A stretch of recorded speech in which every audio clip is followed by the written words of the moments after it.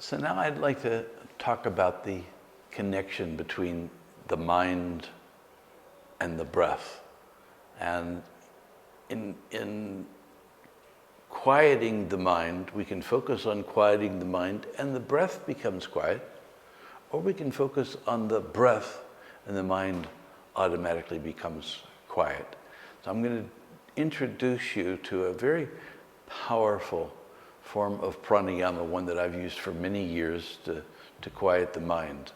You know, for a while I worked on Wall Street in New York City, which was a very, very high pressure job, and I would frequently come back from work in a state of mental agitation, feeling contracted. And this form of pranayama that I used instantly blew away the tension and brought me into a place of quiet.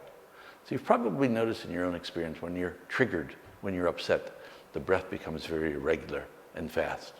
When we're in a state of perfect equanimity and quiet, the breath is very slow and very natural. So we've been using mantra and various meditation practices to quiet the mind. Now we're going to take it from a different perspective of quieting the prana, and that will very naturally bring us to the state of meditation. This particular practice was given to me by my teacher. We call it Bhastrika. I realize that in different yoga traditions, the same practice might have a different name. You might know this as Kapalabhati, the scalp breathing or the bellows breathing. It's the same practice. So I'm going to demonstrate it for you, and then we're going to have an opportunity to do it together. So I'm going to back up here so you can see me a little better. The movement of this pranayama begins in the abdomen.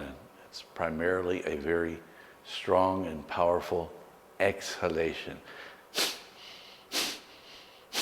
So take a moment, put your hand on your belly, and see if you can get this movement correctly. Notice that it's just an exhalation. There are pranayamas where you have a strong exhalation and an inhalation. We're not talking about that. We're talking about just the strong exhalation. Think of a bellows that we use to fan the flame of a fire. Boom. The energy is all pushing the air out. And the bellows here is the belly, the abdominal muscles. So I'm going to demonstrate one round for you, then I'll talk about the different components of it, and then we'll do it together. So I sit quietly and bring my awareness within. I become aware of my breathing, aware that there's 4 parts. There's the inhalation, pause, exhalation, pause. And I let my breathing slow down a little bit. Then I take a slightly larger inhalation and begin powerfully contracting the abdomen, creating the exhalation. It looks something like this.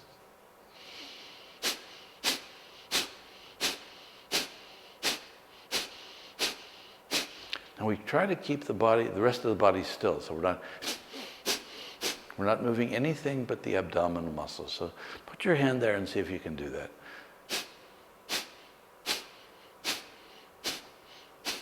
And we continue this practice so long as it's comfortable. We don't want to put any strain on this. So if you feel a contraction in the abdomen, or you start to get lightheaded, or you feel out of breath, you've done enough. I should also mention that if you have high blood pressure or if you're menstruating, it's not a good idea to do this practice at that time. So we continue the exhale. And then when we feel like we've had enough, we exhale completely by contracting the abdomen. Then we slowly fill the chest cavity. We slowly begin by filling the abdomen, the 3-part yogic breath, expanding the rib cage and kind of topping it off. So we've got a full lung full of air, and then we pause. we bring the chin to the chest and we hold the breath for a little bit. If you know the 3 bandhas, Mula Bandha, Jalandhar Bandha, you can do that. You contract the anus, contract the abdominal region, contract the chest, and you hold it for as long as it's comfortable, keeping the mind quiet. If you're feeling anxiety, don't do it. Release the breath and come up. So we hold the breath for as long as it's comfortable. We raise the chin when we're ready. Take a little sniff of air, not a lot, just a little snort. And then we want to breathe slowly. We want to exhale as slowly as we possibly can. It's the slowness of the exhalation that quiets the mind. The scriptures say that we've mastered this practice when we can hold a feather under our nose and not make it move. That's a very high standard. I haven't quite achieved that yet myself. The idea is to breathe slowly as best you can, exhaling. Then allowing the breath to return to its normal rate of speaking, and then we begin another round. I like to do about 3 rounds, and this is a great preparation for meditation. After 3 rigorous rounds of pranayama, bhastrika, I'm ready for meditation. So I'm going to do it. I'm going to invite you to do it with me here. You can practice, and then you can practice it on your own. So turning within, letting the mind be quiet, focusing on the breath, taking a slightly larger inhalation, and then we begin by forcibly exhaling and continuing the practice of bhastrika. So.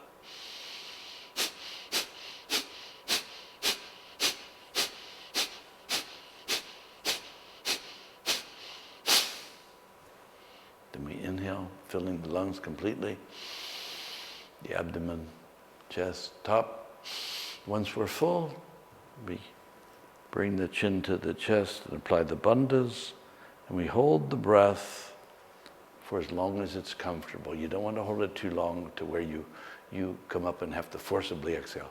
Once you feel the need, the inkling to breathe, gently raise your head, take a little sniff of air, and slowly exhale as slowly and as quietly as you possibly can.